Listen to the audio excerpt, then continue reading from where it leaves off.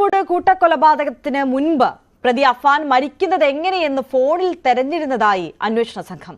കൂട്ടക്കൊലയ്ക്ക് മുൻപ് യൂട്യൂബിൽ മരിക്കുന്നതുമായി ബന്ധപ്പെട്ട വീഡിയോ കണ്ടിരുന്നു.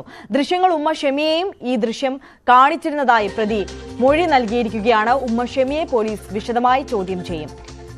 വെഞ്ഞാറമൂടിൽ അഫാൻ എന്ന് പറയുന്ന 23 വയസ്സുകാരൻ നടത്തിയിട്ടുള്ള ഇത്രയും ദാരുണമായിട്ടുള്ള കൊലപാതകത്തെക്കുറിച്ച് കൂടുതലായിട്ട് അറിയുന്ന സമയത്ത് നമുക്ക് ഉറപ്പായിട്ടും അടിവരയിട്ട് പറയാൻ പറ്റുന്ന കാര്യമാണ് അഫാൻ അല്ല യഥാർത്ഥത്തിൽ ഏറ്റവും വലിയൊരു ശിക്ഷ കൊടുക്കേണ്ടത്.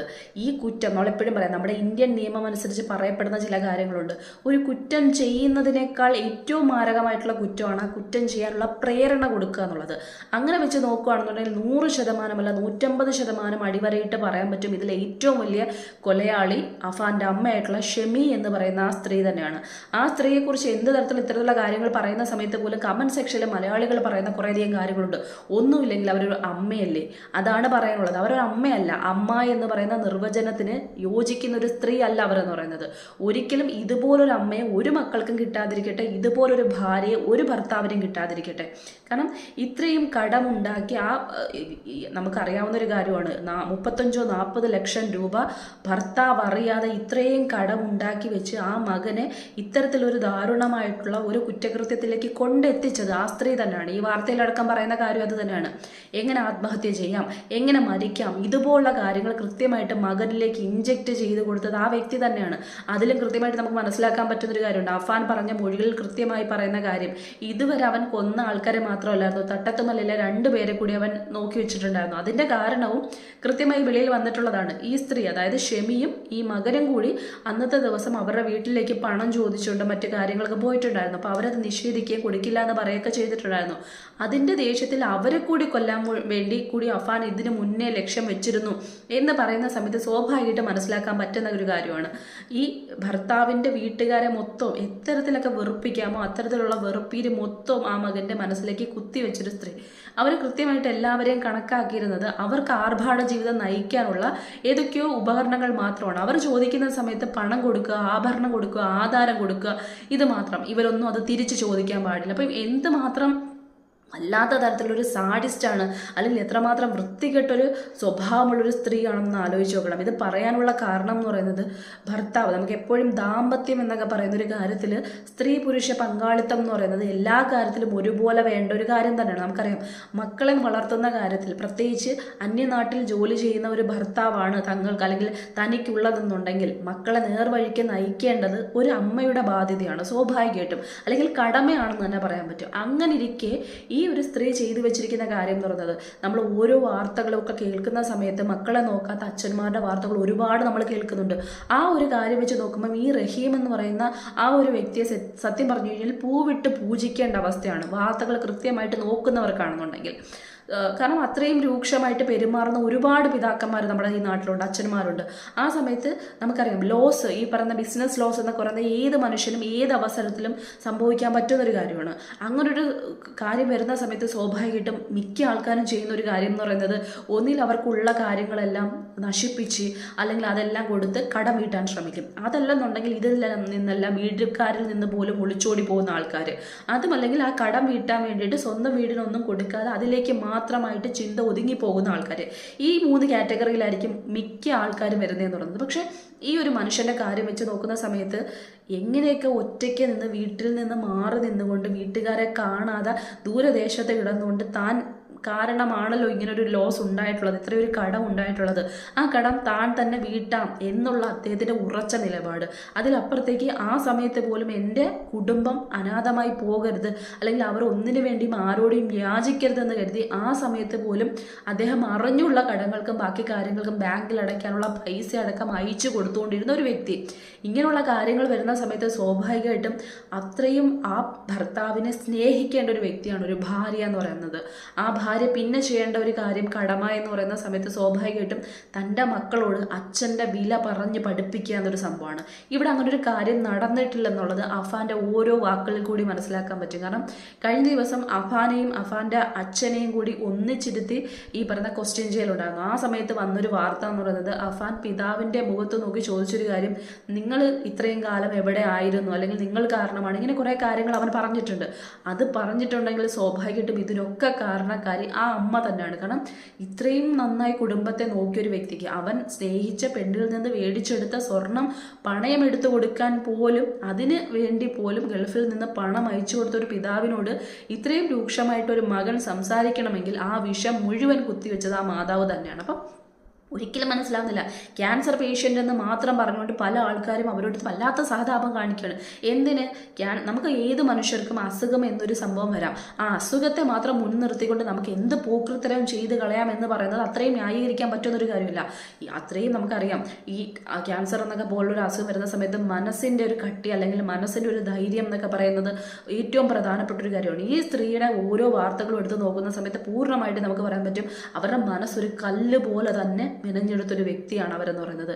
കാരണം എല്ലാ ബന്ധുക്കളെയും അവർക്ക് പണമോ ആധാരമോ സ്വർണമോ ഒക്കെ കൊടുക്കാനുള്ള വെറും ടൂൾസായി മാത്രം കണ്ടുകൊണ്ട് അത് കൊടുക്കാതിരിക്കുന്ന സമയത്ത് അവരെല്ലാം തന്നെക്കുറിച്ച് തെറ്റ് മാത്രം പറയുന്നു, അമ്മയെക്കുറിച്ച് കുറ്റം മാത്രം പറഞ്ഞുണ്ടാക്കുന്നു എന്ന് മക്കളിൽ, പ്രത്യേകിച്ച് അഫാനിൽ ഈ പറയുന്ന വിഷം മൊത്തവും കുത്തിവെച്ചിട്ട് അവസാനം മരണത്തിൻ്റെ ഒരു വശം അത് മകനിലേക്ക് കാണിച്ചു കൊടുക്കും. നമുക്കങ്ങ് മരിച്ചേക്കാം എന്നൊരു സംഭവം കൊടുക്കുന്നു. അപ്പം പോലും ആ സ്ത്രീ ചിന്തിക്കുന്നില്ല, ഒരു വീട് അവർക്ക് സ്വന്തമായിട്ടുണ്ട്.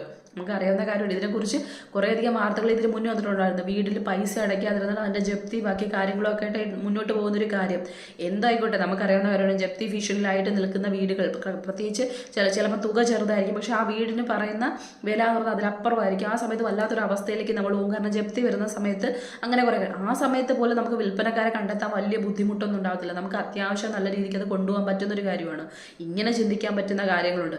അതിലപ്പുറത്തേക്ക് അവർക്കുള്ളത് 2 ആൺമക്കളാണ്. പ്രത്യേകിച്ച് കെട്ടിച്ചു വിടേണ്ട കൊല്ലപ്പാടോ അങ്ങനെ ഒരു കാര്യങ്ങളോ അതിനകത്ത് വരുന്നില്ല. കാരണം ഇപ്പോഴും കുറേ ആൾക്കാർ പറയുന്ന കേൾക്കാം പെൺകുട്ടികളെ പ്രസവിക്കാതിരിക്കുന്നത് നല്ലത്, കാരണം സ്വർണത്തിൻ്റെ വില കൂടി പോകുന്നു. അപ്പം ഇതൊക്കെ വെച്ച് നോക്കുമ്പോൾ അങ്ങനെ ഒരു ടെൻഷനും ആ സ്ത്രീയിൽ ഉണ്ടാവേണ്ട ഒരു കാര്യങ്ങളുമില്ല. അതിലപ്പുറത്തേക്ക് 23 വയസ്സുള്ള ഒരു മകന് കാര്യപ്രാപ്തി ഉണ്ടാക്കി കൊടുക്കാൻ അവർക്ക് കഴിഞ്ഞില്ലെന്നുണ്ടെങ്കിൽ അത് അവരുടെ തെറ്റ് തന്നെയാണ്. ആ മകനെക്കാളും അവരുടെ തെറ്റാണ്. ആ ബിസിനസ് ലോസ് വന്നതിന് ശേഷമാണ് അവരുടെ ജീവിതത്തിൽ ചില താളം തെറ്റലുകളൊക്കെ സംഭവിച്ചത്. ആ താളം തെറ്റലുകൾ വലിയ രീതിക്ക് അഫക്റ്റ് ചെയ്യുന്ന ഒന്നല്ല. ആ പിതാവിനെ കൊണ്ട് പറ്റുന്ന പൈസ എല്ലാം അയാൾ അയച്ചു കൊടുക്കുന്നുണ്ടായിരുന്നു. അപ്പം ഉള്ളത് കൊണ്ട് ജീവിക്കാൻ പഠിക്കാത്ത ഒരു സ്ത്രീ, എപ്പോഴും ആർഭാട ജീവിതം മാത്രം നയിച്ചൊരു സ്ത്രീ, അതിലപ്പുറത്തേക്ക് ഇങ്ങനെയുള്ള ജീവിതം നയിക്കാൻ വേണ്ടി ചിട്ടികൾ അടക്കം തുടങ്ങിയിട്ട് ആ ചിട്ടി പൈസ പോലും കൊടുക്കാത്ത ആൾക്കാരെ പറ്റിച്ചൊരു സ്ത്രീ.